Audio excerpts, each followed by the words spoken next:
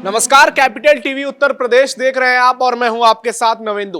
Breaking news में बात करेंगे पीएम मोदी की, जिनकी पाकिस्तान में बहुत चर्चा है, क्योंकि पाकिस्तान सुबह शाम ये दुआ करता है कि पीएम मोदी कहीं भी जाएं भारत में जनसभा के लिए तो वो पाकिस्तान का नाम न ले। लेकिन पीएम मोदी ने पाकिस्तान की एक तरह से कहें तो खटिया खड़ी कर दी है। वो जहां भी जाते हैं पाकिस्तान को धो देते हैं, पाकिस्तान को बार बार हिदायत दे देते हैं कि तुम सुधर जाओ, अभी भी तुम्हारे पास मौका है। लेकिन पाकिस्तान अपनी हरकतों से बाज नहीं आ रहा था। इसी क्रम में पीएम मोदी कानपुर पहुंचे और वहां उन्होंने कानपुरिया अंदाज में पाकिस्तान को हौंक दिया। यह भी चेता दिया कि ऑपरेशन सिंदूर अभी जारी है और तब तक जारी रहेगा जब तक तुम्हें पूरी तरह से मिट्टी में ना मिला दिया जाए।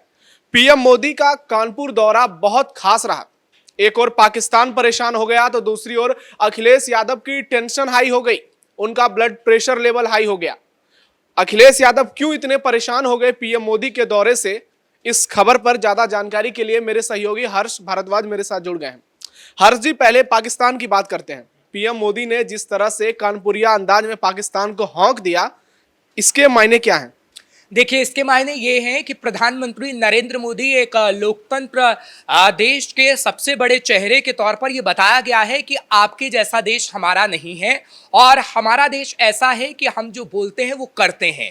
पीठ में छुरा घोंपना हमारी आदत नहीं। ऑपरेशन सिंदूर हमने चलाया तो बताया कि हम ऑपरेशन सिंदूर चला रहे हैं, आपके घर में घुस के मारा है। और शहबाज शरीफ को ये बताने की कोशिश की जा रही है कि अगर आगे से आपने कुछ ऐसा किया तो ऑपरेशन सिंदूर बंद नहीं हुआ है। क्योंकि प्रधानमंत्री नरेंद्र मोदी का व्यक्तित्व ऐसा है कि प्रधानमंत्री नरेंद्र मोदी जब बोलते हैं तो पूरी दुनिया सुनती है नवेंदु। शहबाज शरीफ की तरह नहीं कि शहबाज शरीफ ने बोला तो कहीं पर कोई खबर ही नहीं चली। उनसे ज्यादा तो जब मुनीर बोलता है तब कहीं ना कहीं सुना जाता है।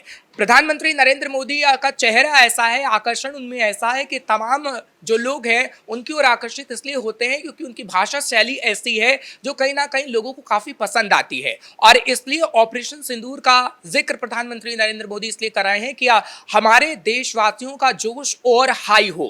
क्योंकि सबसे बड़ी बात होती है मनोबल को बढ़ाना। सेना का मनोबल जिस तरीके से हमारे लोगों ने बढ़ाया है जब ऑपरेशन सिंदूर चल रहा था, तो अब हम देख रहे हैं कि कैसे लोगों का जोश हाई हो रहा है। और प्रधानमंत्री नरेंद्र मोदी चाहते हैं कि आगे अगर आने वाले समय में पाकिस्तान को करारा जवाब दिया जाए तो ऐसे ही लोगों का भी जोश हाई हो और लोग इसी तरीके से सेना का मनोबल बढ़ाएं और शहबाज शरीफ का मनोबल इससे गिर जाए। और शहबाज शरीफ का मनोबल गिरा भी है। जब हमने ऑपरेशन सिंदूर चलाया था तो हमने देखा था कि कैसे शहबाज शरीफ ने बोला कि मेरे पास 2 बजे कॉल आई और मुझे मुनीर ने बताया कि कैसे कैसे ऑपरेशन सिंदूर चलाया गया और भारत की तरफ से कार्रवाई की जा रही है। तो पूरी तरीके से अगर दुश्मन देश का मनोबल गिर जाता है तो वो हथियार चलाने के काबिल ही नहीं बच पाता है। और यही प्रधानमंत्री नरेंद्र मोदी की रणनीति रही है। जब हमने कोई भी ऑपरेशन हर्षी, ये भी तो बात है कि सिर्फ मनोबल की बात नहीं है, पाकिस्तान के हथियार भी तो उन्हीं के जैसे हैं। एक भी हथियार काम में नहीं आ पाया ऑपरेशन सिंदूर के समय। पाकिस्तान के तो हथियार ही नहीं है ना, वो चीन और तुर्की के हथियार हैं।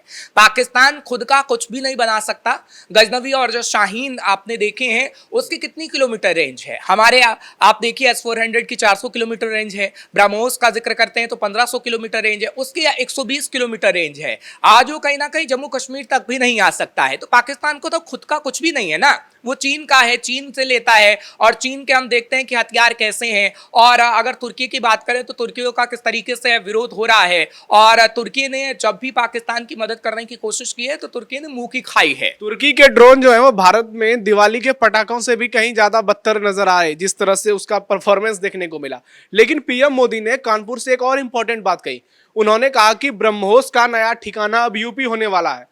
तो पाकिस्तान एक तरह से उन्होंने क्या इसे चेतावनी दे दी कि यूपी से पाकिस्तान बहुत ज्यादा दूर नहीं है, अगली बार कुछ करोगे तो सीधा यहीं से मिसाइल छोड़ेंगे और ये योगी जी का स्पेशल मिसाइल होगा। देखिए, ये खास तौर पर पाकिस्तान को मैसेज देने के लिए ही कहा गया। आपको याद होगा जब ऑपरेशन सिंदूर चलाया जा रहा था तो कैसे फतेह एक मिसाइल का परीक्षण करके पाकिस्तान ने दिखाया था कि हम फतेह एक का इस्तेमाल कर सकते हैं अगर आप हमारे खिलाफ कोई ऑपरेशन करेंगे तो। अब उसकी रेंज देखिए कितनी है, उसकी रेंज सिर्फ 140 किलोमीटर के आसपास ही है। और जब ब्रह्मोस का जिक्र राजनाथ सिंह ने किया लखनऊ के अंदर, खासतौर पर योगी आदित्यनाथ भी उस समय थे, तो कहीं ना कहीं पाकिस्तान के होशो हवास उड़ गए थे। वो इसलिए क्योंकि ब्रह्मोस की रेंज 1500 किलोमीटर है और पाकिस्तान के इस्लामाबाद तक जाकर मारेगी और वही डर कहीं ना कहीं शहबाज शरीफ को सता रहा है। और प्रधानमंत्री नरेंद्र मोदी जब भी हमने देखा है कि चाहे वो बीकानेर गए हों या फिर बॉर्डर एरिया पे गए हों, आदमपुर गए हों, तो उन्होंने बताया है कि हमारे पास ऐसी मिसाइलें हैं कि आपके घर में घुस के मारेंगे भी और कहीं ना कहीं दुनिया के नक्शे से आपको मिटाएंगे भी। तो ब्रह्मोस का जिक्र करना, और यूपी आप सही कह रहे हैं कि उत्तर प्रदेश में ऐसा नहीं है कि सिर्फ ब्रह्मोस का जिक्र ही उत्तर प्रदेश में हो रहा है। उत्तर प्रदेश में हमने देखा है कि कैसे डिफेंस कॉरिडोर की शुरुआत हुई है और आत्मनिर्भर भारत का नारा जब दिया गया था तो डिफेंस के जो पार्ट्स होते थे सबसे पहले बनाने की शुरुआत लखनऊ से ही की गई है। और अभी भी आप नोएडा के अंदर भी चले जाएंगे तो आपको कई ऐसी इंडस्ट्री मिल जाएगी जहां पर हम खुद के ड्रोन्स बना रहे हैं। नोएडा में कई ऐसी कंपनियां हैं जिसको भारत सरकार मदद करती है और वो ड्रोन्स बनाती है और उसी ड्रोन्स के जरिए हम दुश्मन के ड्रोन्स को मार गिराते हैं। कई ऐसे ड्रोन्स हैं जो बनाए जा रहे हैं और भारत सरकार उसमें मदद कर रही है। भारत ने कहीं ना कहीं नवेंदु पहल करने की शुरुआत की है। आत्मनिर्भर भारत का नारा डिफेंस सेक्टर में जब से दिया गया है, जब से हम देख रहे हैं कि कितना पैसा दिया गया और अब हम छोटे छोटे पार्ट्स भी बनाते हैं और बड़ी मिसाइलें तक बना रहे हैं। लेकिन पाकिस्तान ने वैसा नहीं किया। पाकिस्तान आतंकियों में पैसा लगाता रहा, पाकिस्तान चीन के भरोसे बैठा रहा। अब तो चीन के पास इतना कर्जा हो गया है, पाकिस्तान का इतना कर्जा है कि कहीं ना कहीं चीन सीधे उसके राजनीतिक मामलों में दखल भी दे रहा है और अमेरिका का इतना कर्जा बढ़ गया है पाकिस्तान के पास। तो पाकिस्तान ने कुछ भी नहीं हम आगे चर्चा करेंगे, लेकिन पाकिस्तान तो परेशान है ही। अखिलेश यादव भी बहुत ज्यादा तनाव में नजर आ रहे हैं। उनके सोशल मीडिया पोस्ट को मैंने देखा, वो लिख रहे हैं कि जिस चीज की शुरुआत सपा ने की थी, हमारी सरकार में हुई थी, उस चीज को ही सीएम योगी या बीजेपी की सरकार आगे बढ़ा रही है। तो अखिलेश यादव इतने ज्यादा बेचैन नजर क्यों आ रहे हैं? देखिए, अखिलेश यादव इसलिए बेचैन नजर आ रहे हैं कि क्योंकि अखिलेश यादव की जब सरकार की थी तब तो कुछ नहीं किया गया था।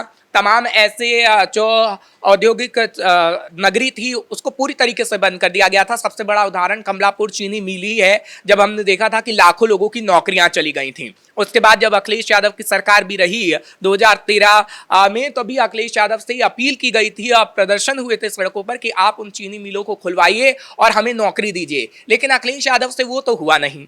अब हम देख रहे हैं, चाहे फिर उत्तर प्रदेश में डिफेंस सेक्टर लगने की बात हो या फिर तमाम औद्योगिक विकास हो रहा है, तो अखिलेश यादव को दर्द हो रहा है। क्योंकि अखिलेश यादव को कहीं ना कहीं ये डर सता रहा है कि योगी सरकार बताने में कामयाब हो जाएगी कि हमने इतने लोगों को नौकरी दी है, इतनी इंडस्ट्रीज लगाई हैं और अब उत्तर प्रदेश से उतने लोग पलायन नहीं करते जो 2013 में करते थे। पीएम मोदी ने इस बात का जिक्र किया और कहा कि यूपी अब हर क्षेत्र में आगे बढ़ रहा है।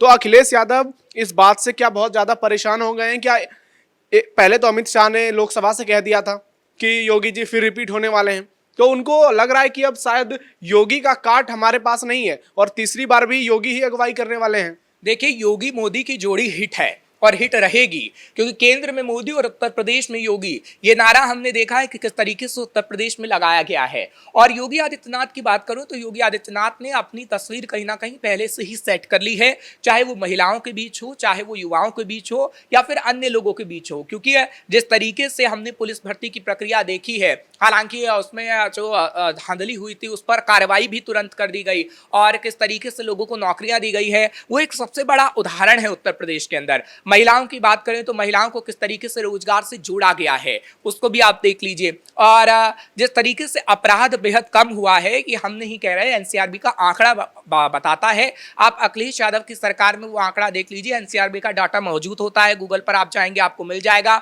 और योगी प्रशासन में आप एनसीआरबी का आंकड़ा देख लीजिए, आपको बहुत फर्क, 19-20 का फर्क नहीं है, ये आपको 19-80 का फर्क नजर आ जाएगा, जमीन आसमान का फर्क नजर आ जाएगा। क्योंकि पहले अखिलेश यादव की सरकार में 8 बजे के बाद महिला आने से डरती थी अपने घर, अगर वो कहीं जा रही है, फैक्ट्री में जा रही है, कहीं और जा रही है। लेकिन अब ऐसा नहीं है, क्योंकि चाहे आप नोएडा से लेकर कानपुर की बात कर लीजिए, कानपुर से लेकर पीलीभीत की बात कर लीजिए, पीलीभीत से लेकर लखनऊ की बात कर लीजिए, तो अब उन महिलाओं में कहीं ना कहीं डर नहीं है। और अखिलेश यादव को यह डर सता रहा है कि अगर योगी सरकार ऐसे ही काम करती रही तो उनकी सत्ता 2047 के आगे तक भी नहीं आएगी। हरजी, कानपुर के शुभम द्विवेदी को पहलगाम आतंकी हमले में मौत के घाट उतार दिया गया था और जब अखिलेश यादव से पूछा गया कि आप उनके घर कब जाएंगे, तो उन्होंने कहा वो तो मेरे कोई लगते नहीं है, मैं सोचूंगा, मैं अपने लोगों से कहूंगा कि वहां जाए।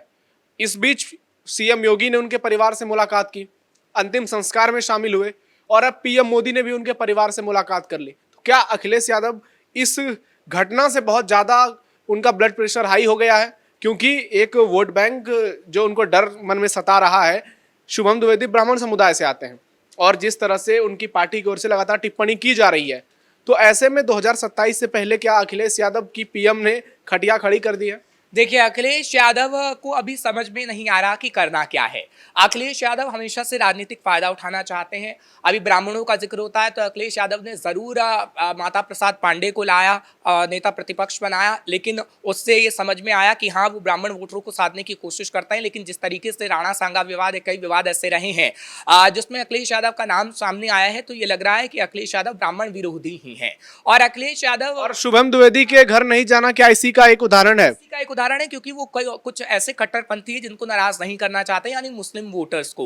लेकिन अब मुस्लिम वोटर्स भी ये समझने लगे हैं, चाहे फिर वो आजम खान के समर्थक हो, तो वो समझ रहे हैं कि अखिलेश यादव सिर्फ अपने फायदे के लिए करते हैं। अगर उनका फायदा निकला तो मुसलमानों को भी मक्खी की तरह निकाल के फेंक देंगे। ये जनता अब समझ चुकी है और जनता कहीं ना कहीं चाहती है कि योगी सरकार ही नेतृत्व करे 2027 में भी, और अखिलेश यादव की सत्ता ना बने, और बनेगी भी नहीं, क्योंकि अभी नहीं लगता है, चाहे आप कोई भी समीकरण फिट कर लीजिए, सियासी पंडित जो कहते हैं और जो तस्वीर नजर आ रही है नवेंदु, वो बीजेपी के पक्ष में ही पूरा माहौल है। आप हमारे साथ जुड़े इसके लिए हर्षी बहुत बहुत धन्यवाद। तो उत्तर प्रदेश के कानपुर से पीएम मोदी ने ना सिर्फ पाकिस्तान और अखिलेश यादव दोनों को करारा झटका दिया, बल्कि लोगों को साफ साफ संदेश दे दिया कि 2027 में फिर से योगी ही रिपीट होने वाले हैं, क्योंकि उन्होंने इस बात की तस्दीक कर दी कि यूपी में सीएम योगी की अगुवाई में प्रदेश हर दिन विकास के नए आयाम को लिख रहा है। उन्होंने योगी आदित्यनाथ की जमकर प्रशंसा की और इस दौरान लोगों में जो जोश नजर आया, चाहे ऑपरेशन सिंदूर की बात हो या फिर योगी आदित्यनाथ की तारीफ की बात हो, लोग बहुत ज्यादा जोश में नजर आए। और पीएम मोदी का ये 5वां दौरा था ऑपरेशन सिंदूर के बाद किसी भी राज्य में। सबसे पहले वो आदमपुर गए थे, उसके बाद वो बीकानेर पहुंचे थे, फिर वो पश्चिम बंगाल गए, फिर बिहार गए और अब उत्तर प्रदेश के कानपुर में जाकर के उन्होंने यहां से पाकिस्तान को पूरी तरह से चेतावनी दे दी कि ऑपरेशन सिंदूर अभी खत्म नहीं हुआ है, ये तब तक जारी रहेगा जब तक पाकिस्तान एक एक आतंकवादियों को या तो अपने यहां से खुद निस्तानाबूद ना कर दे या भारत उसको निस्तानाबूद करेगा। तो ब्रेकिंग न्यूज में इतना ही। कैमरा पर्सन कुणाल के साथ नवेंदु, कैपिटल टीवी उत्तर प्रदेश।